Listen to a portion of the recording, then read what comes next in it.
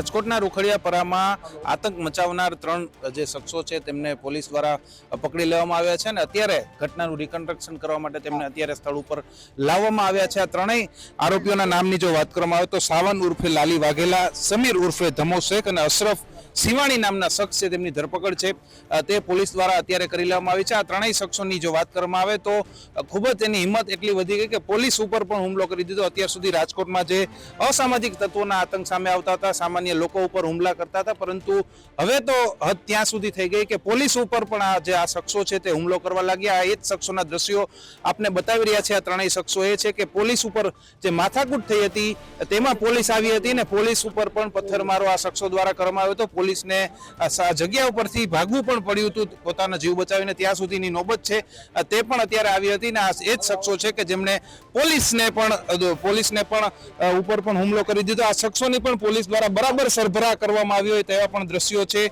દ્રશ્યો ઉપરથી એવું લાગી રહ્યું છે કે પોલીસે પણ આ ત્રણેય શખ્સો છે જેમણે હુમલો કર્યો તો તેમની બરોબરની સરભરા છે તે કરી છે ને એ જ વિસ્તારમાં લઈ આવવામાં આવ્યા છે જ્યાં આ લોકો આતંક મચાવતા હતા, દાદા થઈને ફરતા હતા જે વિસ્તારમાં, એ જ વિસ્તારમાં આ શખ્સો છે તેમને લાવવામાં આવ્યા છે ને તેમની સરભરા છે તે કરવામાં આવી રહી છે। મોટી સંખ્યામાં લોકો પણ અહીંયા જોઈ રહ્યા છે આ શખ્સોને કે આ જ શખ્સો છે જે આ વિસ્તારમાં ડોન થઈને ફરતા હતા, દાદા થઈને ફરતા હતા, રીઢા ગુનેગારો છે, અનેક ગુનાઓમાં સંડોવાયેલા શખ્સો છે।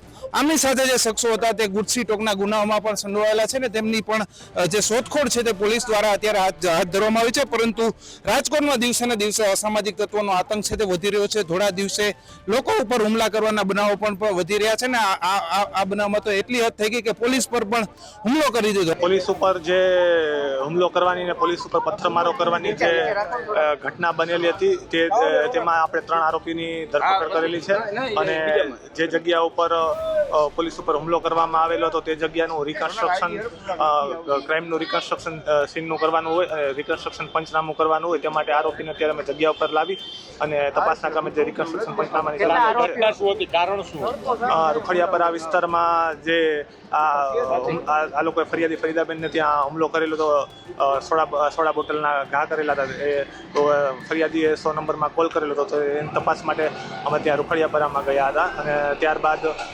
આરોપીની શોધખોળ માટે રાતના જે પોલીસના કોન્સ્ટેબલો તપાસમાં હતા તે દરમિયાન આ વિસ્તારમાં જે હુમલો કરનાર આરોપીઓ રૂખડિયાપરામાં જે હતા તે અહીંયા હાજર હશે ને પોતાની ધરપકડ ટાળવા માટે પોલીસ ઉપર પથ્થરમારો કરેલો હતો અને પોલીસ